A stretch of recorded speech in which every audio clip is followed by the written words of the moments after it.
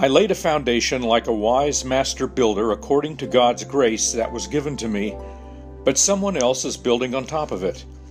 Each person needs to pay attention to the way they build on it. No one can lay any other foundation besides the one that is already laid, which is Jesus Christ. 1 Corinthians 3, verses 10 and 11.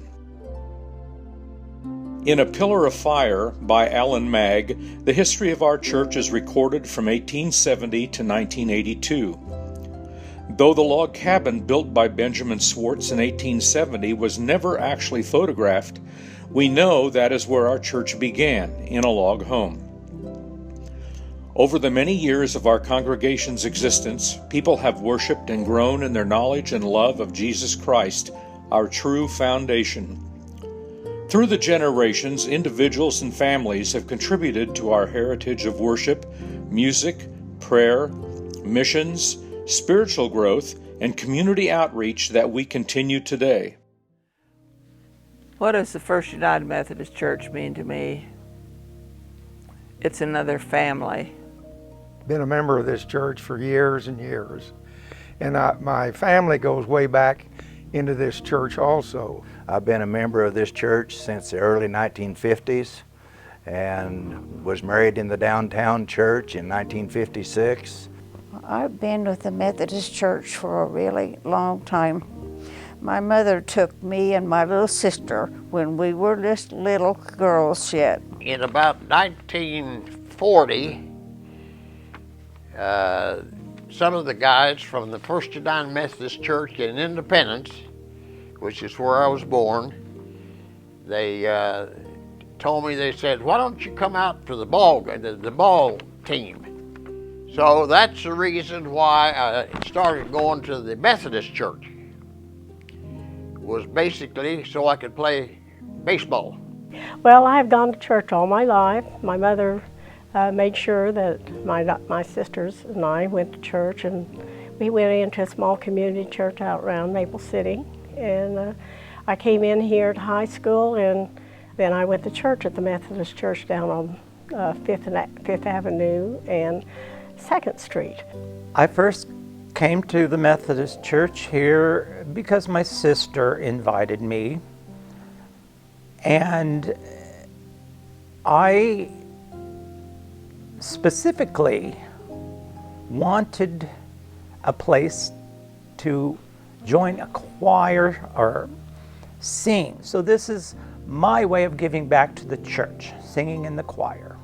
Some 44 years ago, Carol and I were married in the fellowship hall, which helps me know kind of how old this church is, because the sanctuary wasn't ready then. When we first heard that they were looking for some testimonials to support our capital campaign, Changing Lives, my wife and I first thought about the children.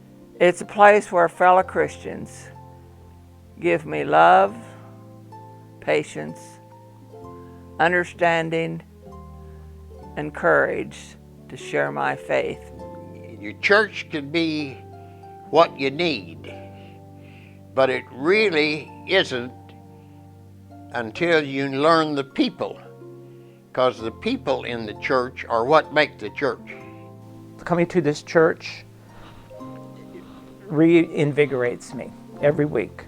This church has become my salvation again, because then I got involved again. And everybody has been so good to welcome me back home.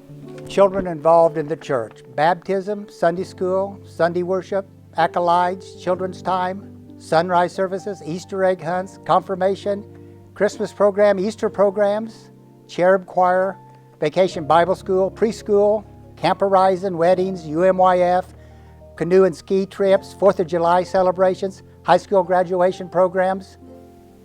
This church has provided an avenue for me to have the most effective ministry I think that I could have in this community. The United Methodist Church has supported Cub Scouting and Boy Scouts for 50, 60 years. They provide the charter. They are our chartering organization, which means they let us exist basically in this church. They allow us to do fundraisers. They allow us to use the building. Even my kids could not grow up with all these wonderful lessons and experience without being a better parent, a better person, a better Christian, and a better citizen. So First United Methodist Church of Ark City, thank you for the support. I am the church. You are the church. We are the church together. So let's make the church part of our lives every day, because this church has really been another home for me. When we needed the church, it's always been here. And now the church needs us, and it's our turn to step up. I think that it's our responsibility to continue to have a place for future generations to worship. It's a very important part of our church to keep our house in order and be in honor of God. And I got to tell you, the building and our facilities are tools.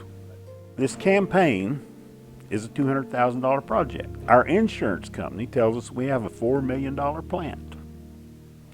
So we need to spend 5% of the value of our plant taking care of a 40 to 50-year-old building. And that's what our campaign is asking you to find joy in helping us continue to be a force in our community and to have an effective ministry and be true to our calling and experience the joy that is promised us in the New Testament. 6 years ago, the response to our Forward in Faith Capital campaign was overwhelming, and the new sanctuary air conditioning units were installed.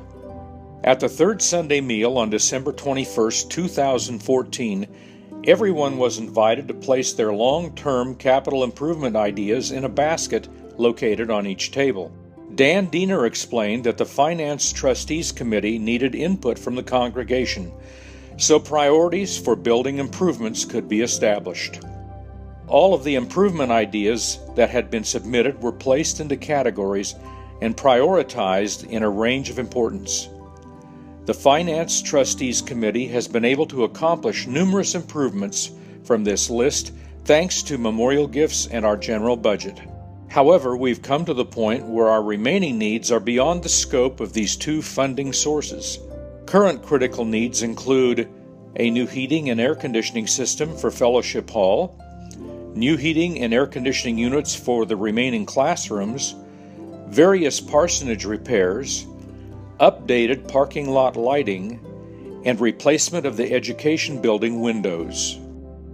Our capital campaign, Building on Our Heritage, Transforming Lives, reminds us of our rich heritage and the blessings we have received. This campaign challenges us to pay attention to the way we are building upon the faith and gifts passed on to us, so we can continue making disciples of Jesus Christ, transforming lives here in Arkansas City and beyond.